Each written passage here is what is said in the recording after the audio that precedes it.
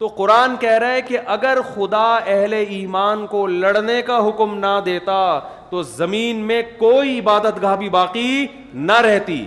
تو اللہ نے محمد صلی اللہ علیہ وسلم کے ذریعے جو جہاد کا کام لیا, بدر سے شروع ہوئی ہے لڑائی, اور لڑتے لڑتے لڑتے لڑتے یہاں تک کہ رسول اللہ صلی اللہ علیہ وسلم نے فرمایا لا تزال طائفۃ من امتی ظاہرین علی الحق. آپ نے فرمایا میری امت کی ایک جماعت ہمیشہ حق پر غالب رہے گی, یقاتلون, اور وہ ہمیشہ لڑتی رہے گی یہاں تک کہ دجال ظاہر ہو جائے. اس وقت سے لے کر 1400 سال گزر گئے, تاریخ میں ایک لمحہ بھی ایسا نہیں آیا ہے کہ اسلام دشمن قوتیں کفر کو طاقت کے زور سے اسلام دشمن قوتیں اسلام کو طاقت کے زور سے ختم کرنے کی کوشش نہ کر رہی ہوں اور مسلمان اس کے مقابلے میں کھڑے نہ ہوئے ہوں. اور اسی کی لیٹسٹ مثال جو ملتی ہے افغانستان ہے. پہلے رشیا نے ہاتھ صاف کیا, وہاں پہ جس ملک پہ پاؤں رکھا اس نے اس کو ہڑپ کر دیا. آپ کیا رشیا کی طاقت کو کم سمجھتے ہیں؟ اتنی بڑی طاقت, اتنی بڑی پاور.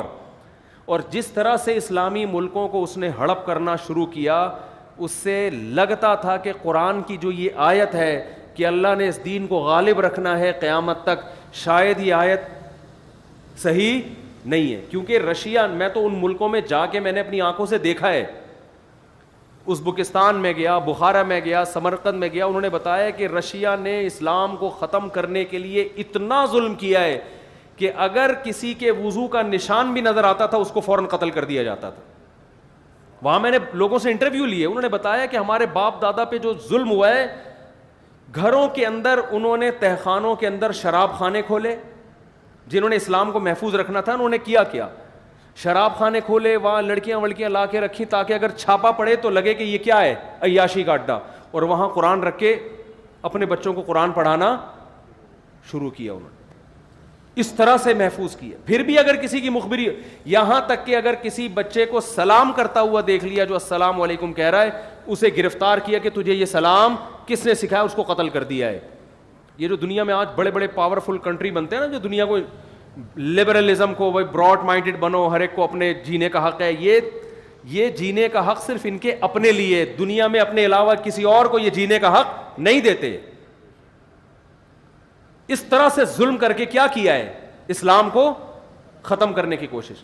اس کے بعد رشیا آیا کہاں, افغانستان.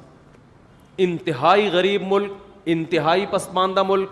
افغانستان کی آرمی نے فوراً رشیا کے سامنے ہتھیار ڈال دی. آپ بتاؤ, اگر آپ کے ملک کی آرمی اگر سلنڈر ہو جائے تو پھر لڑنے کی طاقت کا کوئی تصور باقی بچتا ہے؟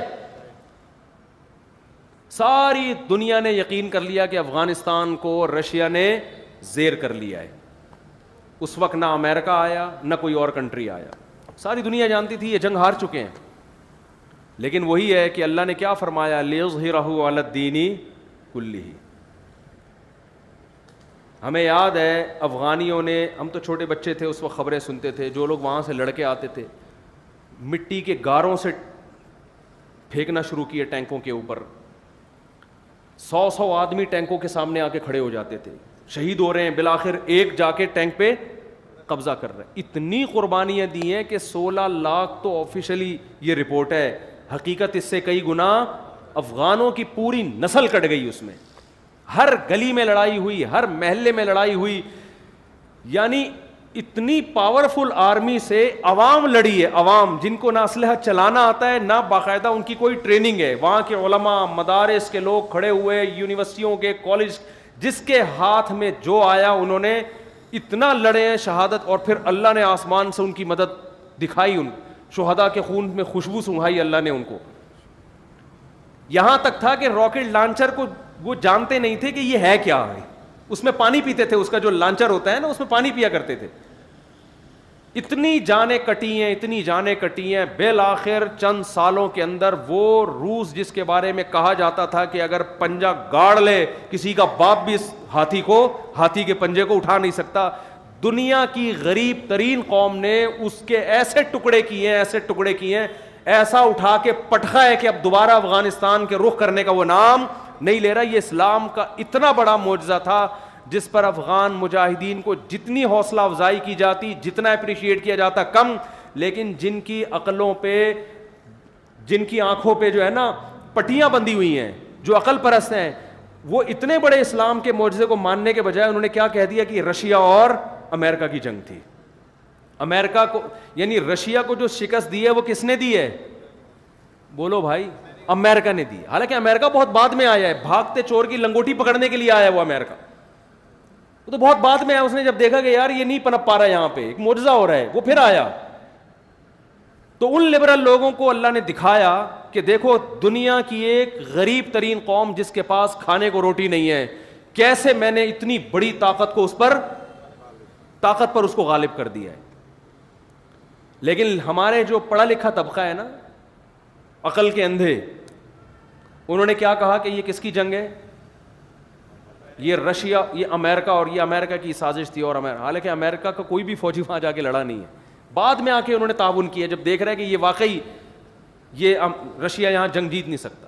لیکن اللہ نے یہ اعتراض دور کرنے کے لیے کہ یہ امریکہ کی جنگ کی وجہ سے میں نے فتح دی ہے, یہ مجاہدین کی وجہ سے, اللہ امریکہ کو افغانستان میں لے آیا. 20 سال ہو گئے امریکہ افغانستان میں گھاس کھا رہا ہے, اور ایڑی چوٹی کا زور لگا لیا. امریکہ نے کون سا ایسا تجربہ ہے جو افغانستان کی سرزمین میں نہ کیا ہو؟ ڈیزی کٹر بم 32 ہزار ٹن وزنی بم استعمال کیے, ایسی ٹیکنالوجی اس نے استعمال کی ہے جو تاریخ میں اب تک کسی جنگ میں اتنی زبردست ٹیکنالوجی استعمال نہیں ہوئی. اتنے غریب, بالکل اس کی مثال جیسے کوئی مرغی کو توپ سے اڑانے کی کوشش کرے نا, تو امریکہ نے وہی مثال یہاں قائم کی. افغانستان جیسے غریب ترین ملک جن کے پاس کھانے کو روٹی نہیں, سر چھپانے کے لیے چھپڑے نہیں ہیں, اس غریب ترین کھنڈر ملک کو توپ کے ذریعے فتح کرنے کی کوشش کی ہے. لیکن غلبہ کس کا ہوا ہے؟ مرغی کا. نہیں آ رہی میرا خیال باز. یہ تو میڈیا کوریج نہیں کر رہا, میڈیا بتا نہیں رہا ہے, کیونکہ ڈنڈا کس کا ہے؟ امریکہ کا. وہ کہہ رہا ہے بھائی وہ چیزیں بتاؤ جو میں اجازت دوں, جو میں اجازت نہیں دوں اس کی آپ کو بتانے کی پرمیشن نہیں ہے. ایک بات بتاؤ, یہ اسلام کا بہت بڑا معجزہ نہیں ہے؟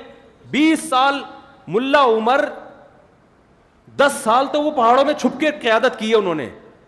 دنیا میں کوئی ایسا کمانڈر دیکھا آپ نے جس کو سیٹلائٹ سیارے سونگ رہے ہوں, اس کی اپنی قوم, اپنی عوام, اس کے بہت سارے لوگ اس کے خلاف ہوں, وہاں جو گورنمنٹ قائم ہو وہ اس کے خلاف ہو, سارے مل کے اس کو پکڑنے کی کوشش کر رہے ہو, پہاڑوں میں چھپ کے چھپ بھی رہا ہو, اور 52 ملکوں سے اکیلا لڑ بھی رہا ہو. ہر ملک نے جا کے افغانستان میں تجربہ کیا ہے. فرانس کی فوجیں وہاں آئیں, کینیڈا کی فوجیں وہاں آئیں, ترکی کی فوجیں وہاں آئیں, اور جناب ایسے ایسے ملک جو ہم نے کبھی سنے ہی نہیں تھے. ہالینڈ وہاں پہنچا, سب جرمنی وہاں پہنچا, اور ان کی اپنی آرمی بھی انہی کے ساتھ. اور چند نہتے لوگ جن کے پاس کھانے کو روٹی نہیں ہے, پہننے کو کپڑا نہیں ہے, کسی کو پتہ چل جائے کہ یہ طالبان ہے تو فوراً اریسٹ ہو رہا ہے, وہ کوئی ان کے حق میں تقریر کرے تو فوراً گرفتار ہو رہا ہے. ایسے قوم میں پہاڑوں میں چھپ کے ایک شخص کمانڈ بھی کرتا ہے اور 52 ملکوں سے اپنی آرمی کو لڑا بھی رہا ہے. خدا کی قسم یہ اس کا کمال نہیں ہے, یہ کس کا کمال ہے؟ یہ اسلام کا کمال ہے. کیونکہ آج افغانستان میں اگر شکست ہو جاتی اور امریکہ کا ہولڈ مضبوط ہو جاتا تو اگلا نمبر پاکستان کا تھا. پاکستان تباہ و برباد ہو جانا تھا پاکستان نے. اور پاکستان کی تباہی کا مطلب پتہ ہے کیا ہے؟ سعودی عرب ختم. کیونکہ اسرائیل اور سعودی عرب میں سوائے صحراؤں کے درمیان میں اور کوئی اسپیڈ بریکر بھی نہیں ہے. یعنی اسرائیل کے ٹینک اگر آج مکہ پہ قبضہ کرنے کی کوشش کرتے ہیں تو اتنا بھی نہیں کہ درمیان میں 2-3 اسپیڈ بریکر بنا دو کہ یار تھوڑا سا یوں کر کے ان کو آنا پڑے, سیدھا پہنچیں گے 1 ہفتے کے اندر مکہ کے اندر.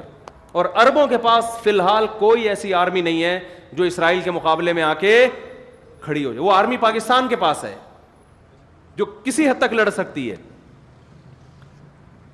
تو 20 سال سے ہم دیکھ رہے ہیں جب امریکہ کوئی نیا صدر آتا ہے وہ اب میں اپنی مزید فوجیں بھیجوں گا, پالیسی چینج کروں گا. ڈونلڈ ٹرمپ نے آ کے بھی یہی کہا تھا کہ ہم مزید فوجیں بھیجیں گے. پچھلا والا تو تھک ہار کو کہتا بھائی نکالو یہاں سے, اگلا آتا ہی شو بازی میں شروع ہو جاتا ہے کہ اب ہم کیا کریں گے, اب ہم مزید فوجیں بھیجیں گے.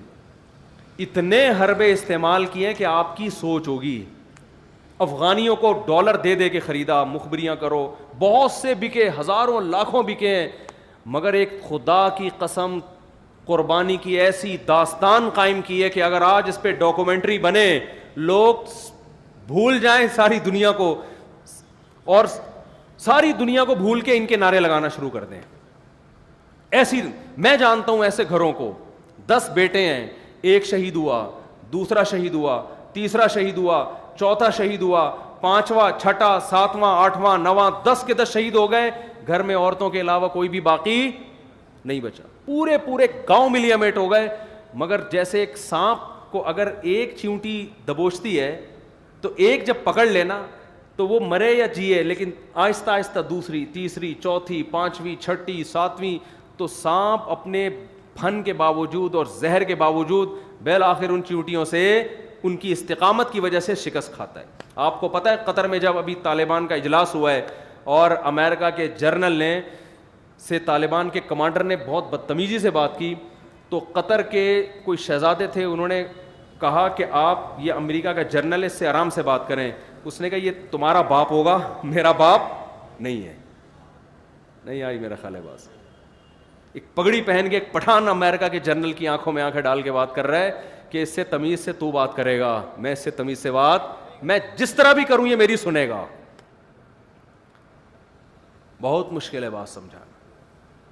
تو یہ بہت عرصے سے چل رہے ہیں مذاکرات, 2011 سے مذاکرات ہو رہے ہیں, پھر ڈرامے. بالآخر امریکہ نے ہتھیار ڈالے ہیں اور کہا بھائی تو مجھے عزت کے ساتھ یہاں سے جانے دے. اور اب وہ پتہ ہے اپنی ذلت کیسے چھپا رہے ہیں. آپ نے دیکھا ہوگا آج کل ویڈیوز آ رہی ہیں, افغانی انٹرویو لے رہے ہیں امریکی کا. امریکی کہہ رہے ہیں ہم یہاں سے جا رہے ہیں, آپ کو کیسا لگ رہا ہے؟ ہمیں بالکل بھی اچھا نہیں لگ رہا, آپ یہاں سے جا رہے ہیں, آپ کی وجہ سے یہاں بہت کیا تھا. اب اس طرح سے اپنی ذلت بولو چھپائی جا رہی, ہمیں بالکل بھی اچھا نہیں لگا. بالکل ابھی نندن والی بات ہو گئی کہ اس کو پکڑ کے نہلا دھلا کے چائے وائے پلا کے رخصت کیا. کیسا لگا؟ بہت اچھا لگا, مجھے چائے بھی ملی, نہایا بھی, بہت مزہ آیا الحمدللہ. ابے تو چائے پلانے کے لیے بھیجا تھا ہم نے تمہیں وہاں پہ. سوال پیدا ہوتا ہے نا. اب ہر ایک انٹرویو لے رہا ہے, وہ جگہ جگہ کلپ آ رہے ہیں اس انٹرویو کے. وہ امریکہ اپنی جھیپ مٹانے کے لیے, یار تم کس سے پٹے ہو یار؟ پاکستان سے بھی پٹتے تو کوئی بات تھی, انڈیا سے پٹتے کوئی بات تھی, ایران سے پٹتے کوئی بات تھی. کس سے پٹے ہو؟ جن کے پاس آرمی نہیں ہے, جو موسٹ وانٹڈ بنے ہوئے ہیں, جنہیں کوئی ملک ٹھکانہ دینے کے لیے تیار نہیں ہے, جن کے حق میں کوئی مضمون لکھنے کے لیے تیار نہیں کہ پکڑا نہ جاؤں, جو دہشت گردی کی ایک علامت بن چکے ہیں دنیا میں. تم نے ہی بنایا ان کو, تم نے ان کی حکومت گرائی, نئی حکومت بنائی, الیکشن کرائے, سڑکیں بنائی, یہ کیا وہ کیا, اور بغیر کسی ایگریمنٹ کے پتلی گلی سے نکل رہے ہو. ویسے ہی چھوڑ کے جا رہے. ایگریمنٹ یہی ہوا کہ ویسے ہی جہاں سے چلے تھے وہی.